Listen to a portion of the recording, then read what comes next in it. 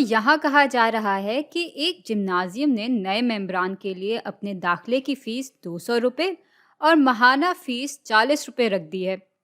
इस मालूमात के मुताबिक नए मेंबरान को सालाना कुल कितने पैसे देने पड़ेंगे? तो 200 रुपये दाखिले की फीस है और 40 रुपये हम माहाना दे रहे होंगे। चलें, फिर ज़रा पी से दिखा देते हैं हम उस सालाना रकम को जो कि मेंबरान भर रहे होंगे, और ये बराबर होगा उस 200 दाखिले की फ़ीस जमा 40 ज़रब एम। और भाई एम दिखा रहा है उतने महीनों को जितने महीने मेंबरान जिम्नाजियम जाया करेंगे एक साल में। तो 200 रुपये तो हर हाल में उनको देने ही पड़ेंगे ताकि जिम्नाजियम में उनका दाखिला हो सके। अब उसके बाद अगर वो 1 महीने जा रहे हैं सिर्फ, तो वो 200 जमा 40 रुपये देंगे। अगर वो फ़र्ज़ करें कि 6 महीने जिम्नाजियम जाते हैं तो 200 जमा 40 रुपये माहाना के हिसाब से वो 6 महीने की फ़ीस भी दे रहे होंगे ऊपर से, वगैरह वगैरह। चलें, ऐसा करते हैं कि ये जो लीनियर इक्वेशन हमारे पास आ गई है उसको ग्राफ पे भी बना के देख लेते हैं। बल्कि उससे पहले ज़रा इसको यूँ लिख लेते हैं, क्योंकि linear equation slope intercept form में कुछ इस तरह की दिखती है कि y बराबर होता है m ज़रब x जमा c के। तो अब ये इक्वेशन थोड़ी जानी पहचानी शक्ल में आ गई है। और क्या अब आप बता सकते हैं कि इस इक्वेशन की ढलान क्या है और y इंटरसेप्ट क्या है? अब यहाँ x दिख रहा है जबकि यहाँ हमारे पास m है, और यहाँ y है जबकि यहाँ हमारे पास p है। और इस वजह से आप शायद थोड़ा सा उलझ रहे होंगे, लेकिन यहाँ याद रखने की बात यह है कि x जो है वो इंडिपेंडेंट वेरिएबल है, यानी ये किसी कदर पे इन्हिसार नहीं कर रहा, जबकि y यहाँ पे डिपेंडेंट वेरिएबल है, यानी ये हमारे इंडिपेंडेंट वेरिएबल पे पूरी तरह से इन्हिसार कर रहा है। यानी अगर यहाँ पे x की कदर बदलती है तो इसकी वजह से y की कदर फ़ौरन बदल जाएगी। तो बस इसी तरह यहाँ पे कोई कितने महीने जिम्नाजियम जाता है ये तो किसी कदर पे इन्हिसार नहीं कर रहा, लेकिन हाँ, इसकी वजह से मेम्बरान को सालाना कितने पैसे देने होंगे उसकी कदर ज़रूर बदल जाएगी। इसलिए यहाँ m हमारा इंडिपेंडेंट वेरिएबल होगा जबकि p हमारा डिपेंडेंट वेरिएबल होगा। तो यहाँ जो m है वो असल में x की जगह लिखा गया है और ये p जो है वो y की जगह लिखा गया है, और इसलिए ये कदर क्योंकि यहाँ y इंटरसेप्ट होती है तो यहाँ भी ये कदर y इंटरसेप्ट की निशानदेही कर रही होगी, या इसको हम इस इक्वेशन के लिए p इंटरसेप्ट भी कह सकते हैं, क्योंकि यहाँ जो हमारा डिपेंडेंट वेरिएबल है वो y नहीं है बल्कि p है।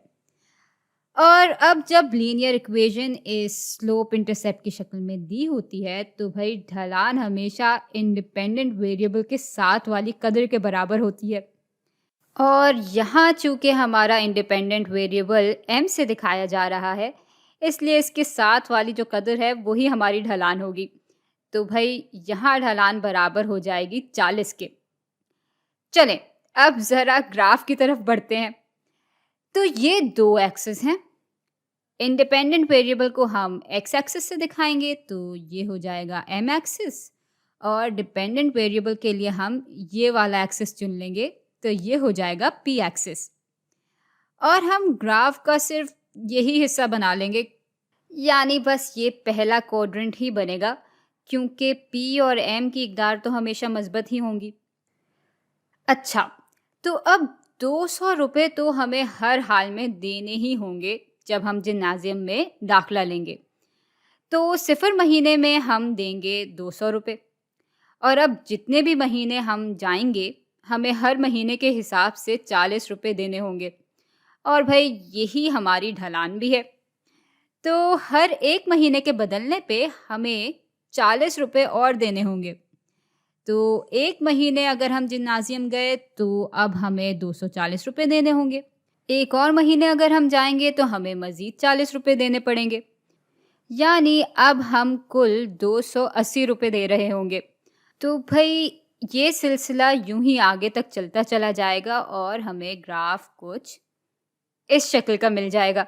अच्छा, तो अब साल के आखिर में कितने पैसे देने होंगे, ये हम इस इक्वेशन के ज़रिए भी मालूम कर सकते हैं और इस ग्राफ की मदद से भी मालूम कर सकते हैं। अब हम फ़र्ज़ कर लेते हैं कि हमारे जो मेंबरान हैं, वो पूरे 12 महीने जिम्नाज़ियम गए हैं। तो ग्राफ से ये जानने के लिए हमें ग्राफ को आगे 12 तक के लिए बनाना होगा और इक्वेशन से जानने के लिए हमें m की जगह सिर्फ़ 12 डालना होगा, क्योंकि 1 साल में भई 12 महीने ही होते हैं। तो जब m 12 के बराबर होता है तो p बराबर हो जाएगा 200 जमा 40 ज़रब 12 के, और इसको हल करेंगे तो ये बराबर हो जाएगा 680 के। और भाई यही हमारे इस सवाल का जवाब है। चलें, इसी किस्म के एक और सवाल को भी हल कर लेते हैं। अब यहाँ कहा जा रहा है कि बाबर और पूजा एक मेले में नींबू पानी बेच रहे हैं। वो एक ग्लास 45 रुपए का बेच रहे हैं। बाबर और पूजा नींबू पानी बेच के कम से कम ना 2500 रुपए कमाना चाहते हैं। और भाई सवाल ये है कि इसके लिए इनको शरबत के कितने ग्लास बेचने पड़ेंगे।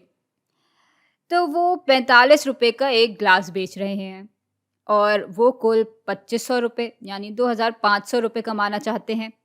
तो ऐसा करते हैं कि y से दिखा देते हैं कुल रकम को जो कि बाबर और पूजा कमाते हैं, और x से दिखा देते हैं शरबत के ग्लास की मिकदार को जो कि वो बेचते हैं। अब हम y को दिखाना चाह रहे हैं x की फंक्शन की शक्ल में।